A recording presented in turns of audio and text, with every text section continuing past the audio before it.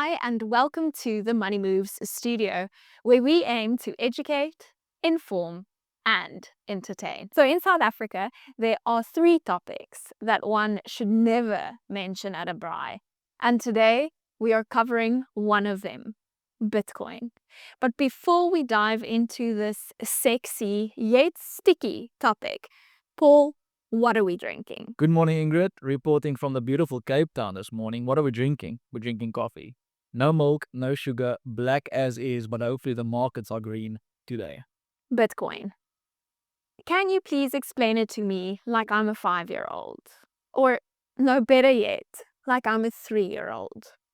Indeed, Ingrid. But I think before we start with something that's very complex to understand, which is Bitcoin, we first need to take a step back and chat about the current system that we're using, which is not Bitcoin, of course, the rands in your pocket. Most people have no idea how the system works. And I'll prove it to you. So I'm going to ask you a few questions, viewers. See if you can answer these questions. That 20 rand in your pocket, where does it come from? Who makes it? Why does your one look different to someone in America? Why can you use a piece of paper to pay for goods and services? Why did your granny pay 5 rand for a wimpy burger and chips and you have to pay 100 rand? These are real questions. So maybe we start there. So just as an intro, the system that we're using today, rands, dollars, euros, it's called fiat currency. So there's actually something else, and Fiat is not just a car. It's not just a car, no. What are the most important elements or characteristics of the Fiat system, and why should I know anything about it? So of course, it's a very complex system. I can't break it down in 3 minutes, but I'll give you the 3 main characteristics. Let's start with the control. Who makes it? So fiat means, in Latin, because I said so. So in our case, it would be because the government said so. More specifically, the central bank. For the layman, it's basically the same thing. For the expert, it's not exactly the same thing. But the point is, there's a central government, a big player, and this person or this entity controls the money in the system. Right, so that's where your 20 rand comes from the SARB in South Africa, South African Reserve Bank, printing the money. Right, the second characteristic is backing or supply. How much does the system have, and is there anything to link it to? Now, many people are still under the impression that, for every 10,000 rand I have in the bank, there is it's a piece of gold somewhere, and it's got linked, or we call it peg. It's pegged. For every piece of gold, there's 100 rands. It's not like that anymore. It used to be. It was called the gold standard up until the 1970s on, and then later Bretton Woods. But the point is, for the last 55 odd years, there's no link. There's no fixed relationship, nothing. In other words, the government, the fiat, because I said so, can make as much as they want to. And then the third characteristic is that we don't have a verifiable public audit trail. In other words, I can't tell if the government is spending the money as they say they are. Like I see the budget. I see, okay, this goes to education, this goes to healthcare, but I can't see the flow of the money. There's no way to tell. And of course, living in South Africa, we all know money tends to bye, it's gone. It tends to disappear, and we can't tell where it went.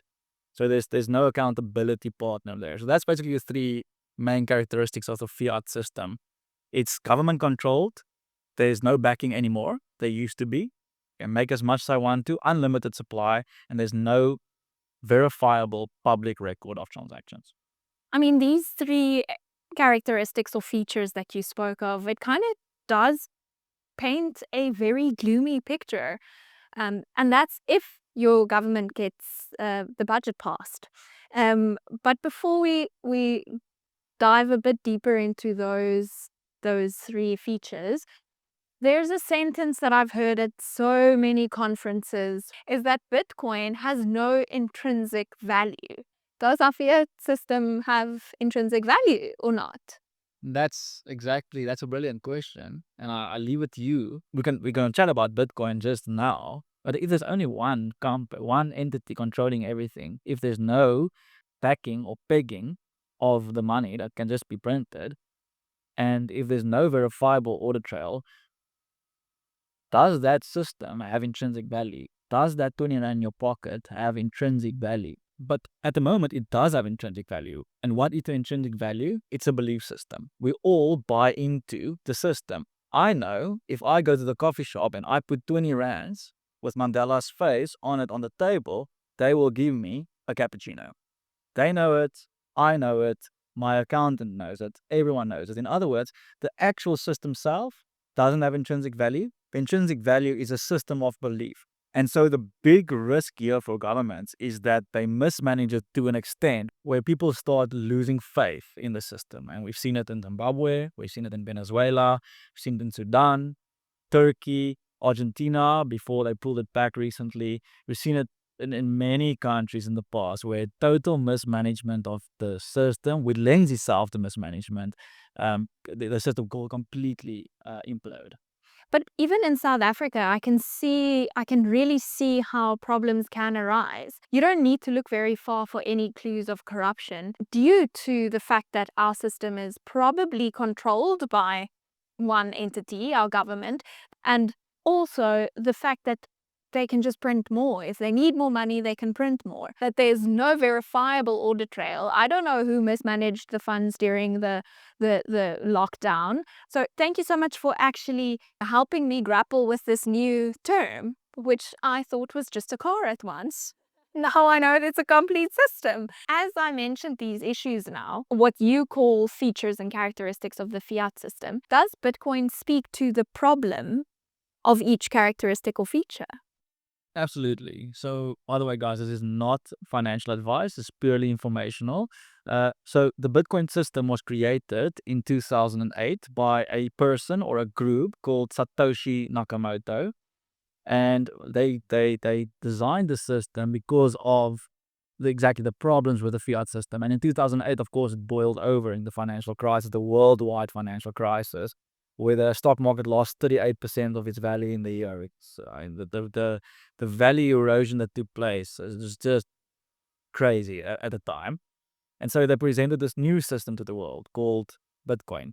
So let's go through those three characteristics and we'll quickly compare Bitcoin without going into too much detail. That's the next episode. So firstly, one entity. That's fiat. One entity, the government of every country, controls and supplies the money.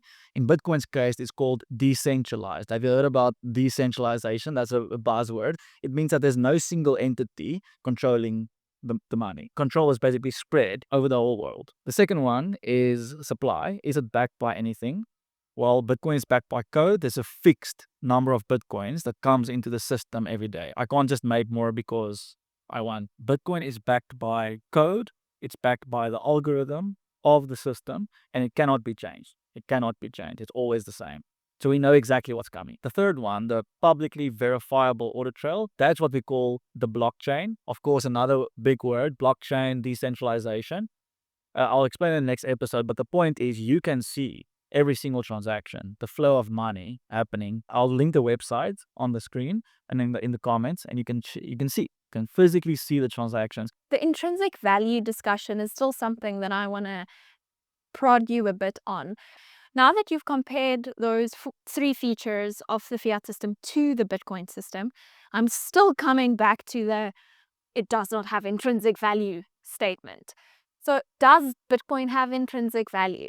As I said, Ingrid, the fiat system, if you really break it down, it doesn't have intrinsic value. It's not backed by anything. There's unlimited supply, all of that. The intrinsic value is a system of belief. It's people buying into the system. And Bitcoin is exactly the same. Bitcoin as a system is way more sophisticated than the fiat system. But it still requires people to buy into the system. If there's no one using it, then it's worthless. So you still need people to believe. Exactly the same as anything that you use. If I'm the only one with an iPhone, the iPhone has no intrinsic value because I can't call anyone, I can't WhatsApp anyone. If I'm on social media, on Instagram, and I'm the only one posting pictures, who's going to look at my pictures? Whose pictures am I going to look at? It requires a system of belief, people buying in and people using it. So at the end of the day, you need adoption to drive the value.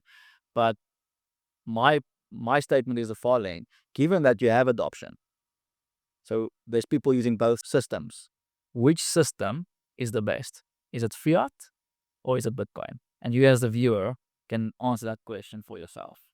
I do feel like we actually need a Bitcoin 101 episode, because this was just like the introductory course that I got now. I now know more about the fiat system, and you do too. But I am also very, very excited to learn more about this system backed by code that might have intrinsic value for me. Paul, my coffee's done. If you have any questions about Bitcoin and anything else for that matter, please reach out. We'd love to chat. See you soon.